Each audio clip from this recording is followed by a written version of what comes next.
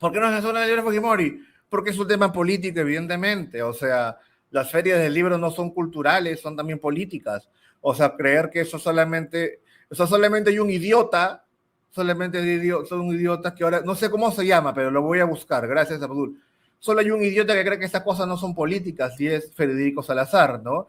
La marcha no es política. Perdón, la celebración el 29 de julio no es político, dijo ese cuervo miserable Federico Salazar.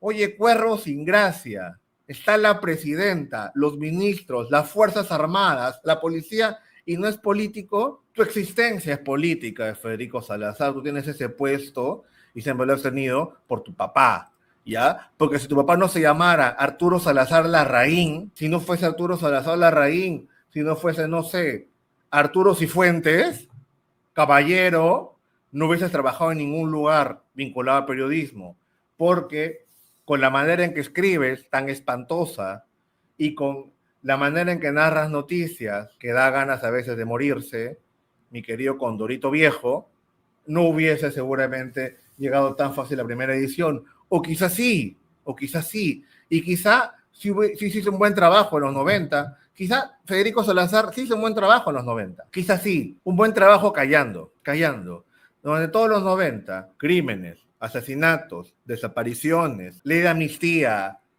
cierre del Tribunal Constitucional, el Perú se fue convirtiendo cada vez más en una dictadura y Federico Salazar le daba el pase a los deportes a Lucho Trizano, no hacía nada. Nunca dijo, oye, qué mal. Nunca dijo, no, se ponía a hablar de Dragon Ball. Se ponía de Dragon Ball con el otro idiota de su hijo, con Coné, hablar de Dragon Ball. Nunca pudo tener la entereza moral de decir, agarrar el micrófono, perdón, a Gonzalo Núñez, Lucho Trizano estaba en el 5, de decir, yo creo que el cierre del Tribunal Constitucional atenta contra la democracia que se está cayendo en este país. Y no me importa perder este puesto de trabajo. Haré que Katia Condos vuelva a ser clown, lo que fuese. Pero yo no puedo permitir eso. No. ¿Sabes qué hizo? Y ahora el pase a Gonzalo Núñez para que diga ¡Alonso! 5 años. 5 años.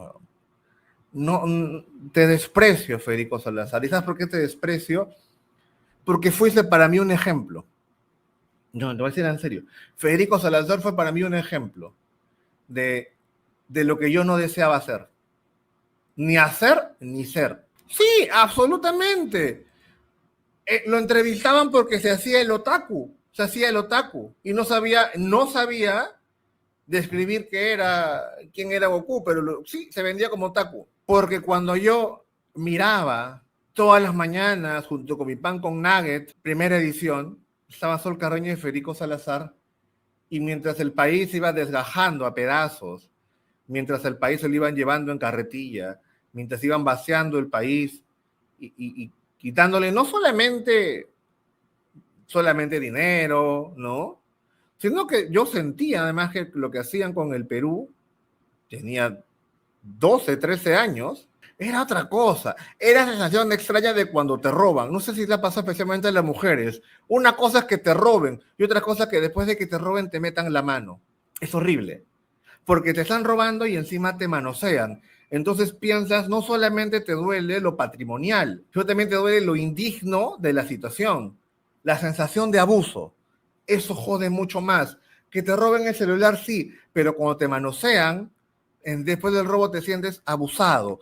Y eso es lo más frustrante. Y eso, me estaban abusando como ciudadano durante día tras día. Y Federico Salazar seguía con su carota impávida y leyendo con ese mismo tono de mierda. Y te escuchaba por la radio en la movilidad al colegio. Y me parecía, eso yo no quiero ser, huevón.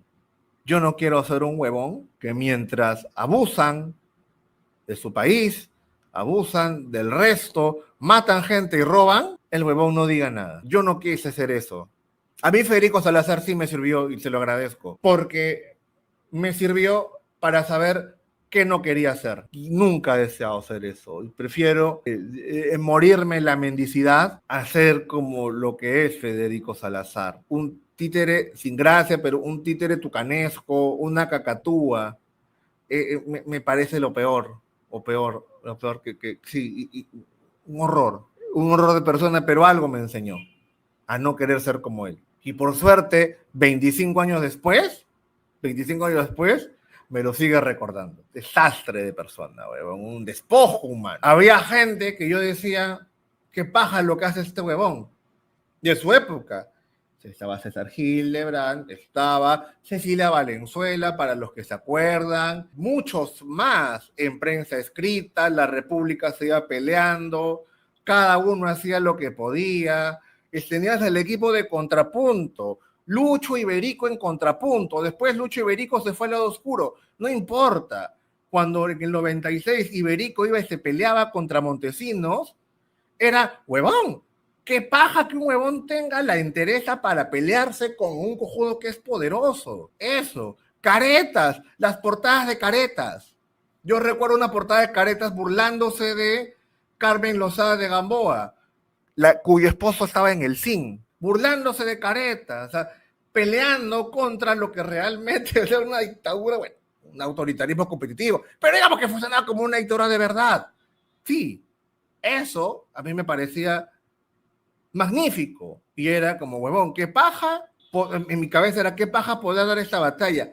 Qué paja la gente que hace esto, a pesar de lo que le pueda costar. Y eso para mí, eso me motivó mucho de chibolo. Y qué suerte que me haya pasado eso, de verdad, entre los 10 y los 15 años, que es una edad formativa. Yo no sé, seguramente a la gente que nació como yo, mediados de los 80, les ha pasado eso. Si hubiese nacido 5 años más tarde, hubiese sido absolutamente diferente. Pero mi formación política es entre los 95 y el 2000, entre los 10 y los 15 años. Y era eso. Era la gente que peleaba contra un gobierno que a pesar de... Era popular, pero dictatorial, asesino y corrupto. Y popular. Porque Fujimori fue muy popular. Y eso, pelearse contra eso por principio me pareció magnífico. Bueno. Porque realmente Fujimori era popular. Venía de ganar le venía a ganar a Pérez de Cuellar en primera vuelta con más del 60% de votos. Y aún así había gente que decía, no me importa, porque igual eres un ratero, igual está destruyendo el país a poquitos. Eso me parecía admirable. ¿No? Entonces, después de eso, no vas a estar diciendo, no, a mí me importan las vistas, quiero brutalidad, quiero show, ¿no? Ay, no, los académicos me dicen que no he leído. Esas son cojudeces, pues, huevón, de verdad, esas son cojudeces. Esas son cojudeces. Para mí eso era lo vital, ¿no? Y lo sigue siendo. Y Federico Salazar era lo otro. Federico Salazar era, ¿no?, el títere en silencio.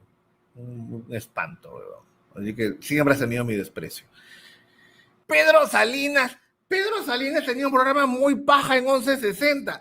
Pedro Salinas en la radio.